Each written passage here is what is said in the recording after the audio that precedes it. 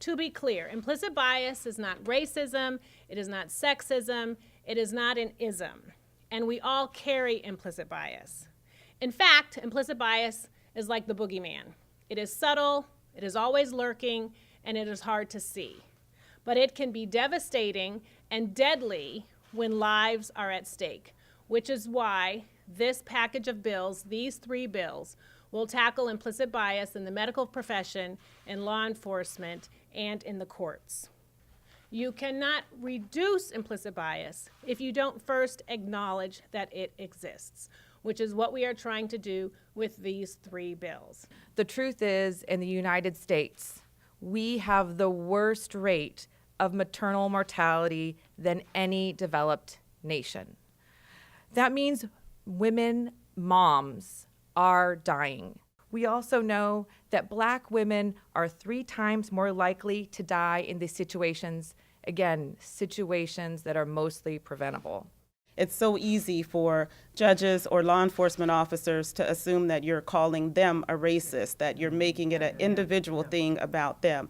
And that's not what we need to do. What we need to do is recognize and recognize that this is something that's structural. And we can't begin to do this until we can normalize the conversation about bias, and we can create healing and transformation from there. They said we can't do anything about the problems, that this imposed helplessness around a situation that started before we were born, we can't do anything about.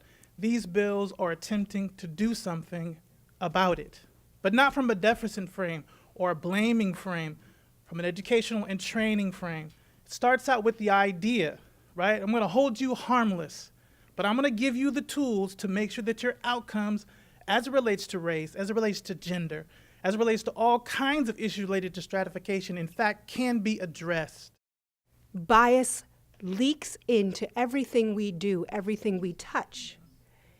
It leaks into our beliefs, our attitudes, and actions towards the people around us.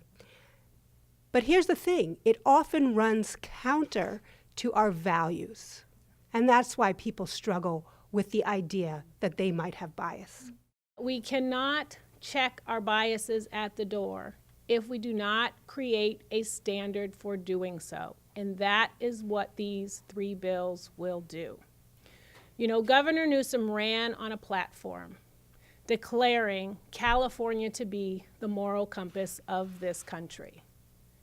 In order for that to be true, and in order for that to stay true, we need to pass these bills and have them signed into law so that we can hold on to the mantle of being the moral compass for this country.